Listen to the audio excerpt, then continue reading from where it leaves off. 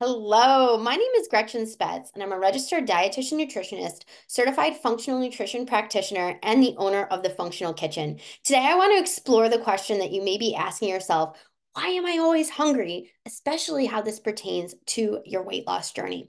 Let's dig in. So, it's really important to consider what's going on both a metabolic level and on a gut health level. So, we're going to talk about both of those things and how they can make you feel more hungry than you should be. So first off, we need to talk about the concept of insulin resistance. What is insulin? Insulin is our most important blood sugar hormone, and it is responsible for being a little taxi cab service for sugar in the bloodstream. Its job is to pick up sugar in the bloodstream that has gone from the digestive system out into the bloodstream after you eat a meal and transport that sugar to cells to be used for energy. Its other job is also, if there's any leftovers that the sugars are not, that the cells are not picking up, is to put that sugar into storage, aka fat cells.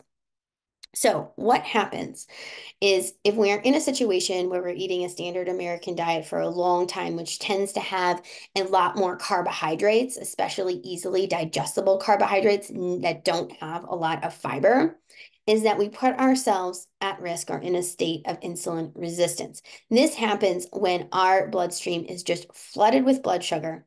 Our pancreas does a great job sending out insulin, lots of insulin to pick up these sugar molecules, but the cells become overloaded with sugar and they start closing their doors and not taking in the sugar because there's just so much.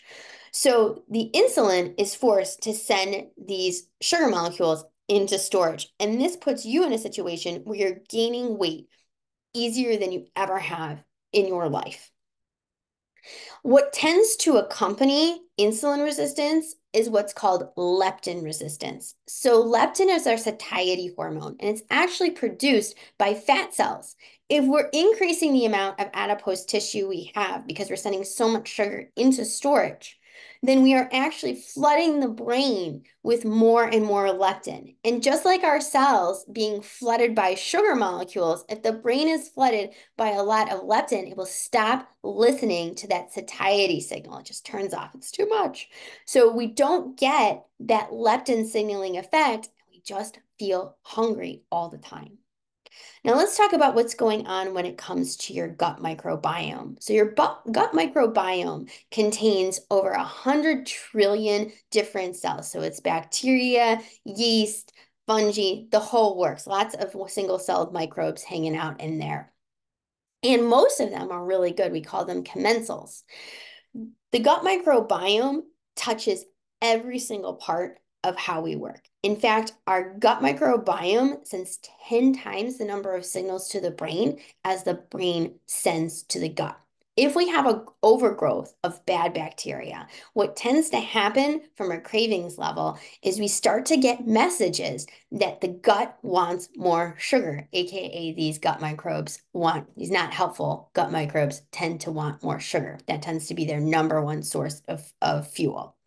So if you're constantly feeling like you have a sweet tooth, if you absolutely need dessert after every meal, this might be a situation where you want to think about the makeup of your gut microbiome. And good news, you can change around the makeup of your gut microbiome by what you eat pretty quickly.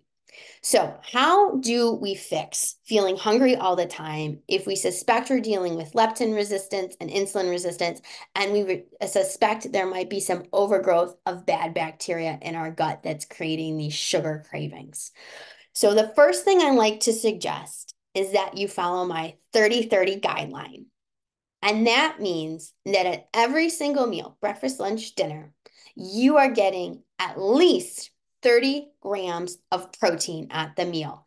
Why is this so important? It's important for a lot of reasons that we're not going to cover today.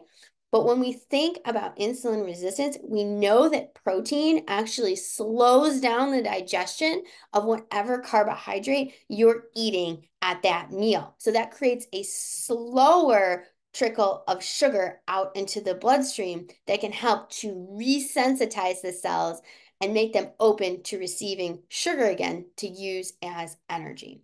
The other thing that is so important is making sure that you are getting enough Fiber. Most Americans, and we're talking about over 95% of Americans, get less than the recommended 25 grams of fiber in a day. I'm going to challenge you to get at least 30 grams of fiber every single day. So just to reiterate, my 30-30 guideline, get at least 30 grams of protein at each meal, breakfast, lunch, dinner, and get at least 30 grams of fiber over the entire course of your day. High fiber foods are going to include foods like berries. Berries are an amazing source of fiber. Seeds and nuts, another amazing way to fit in fiber in your diet. Beans also. Beans and lentils, completely underrated. Great, fabulous source of fiber. Avocados are also another incredible source of fiber. Of course, our fruits and vegetables are all going to contain some amount of fiber. So just like you've already heard, making sure that you are filling half your plate with vegetables, at least at lunches and dinners, can also help to increase your fiber as well.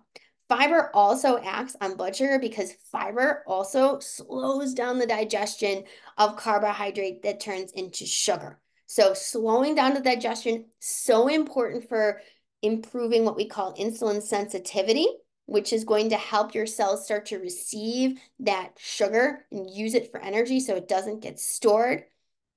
And then it's also that fiber is going to help feed the good gut microbes that we want to proliferate in the gut. If you found this interesting and you'd like more information about how hormones relate to your weight and what's going on in your weight loss journey and how a blood sugar and gut health optimization approach may work for you, check out my free masterclass below.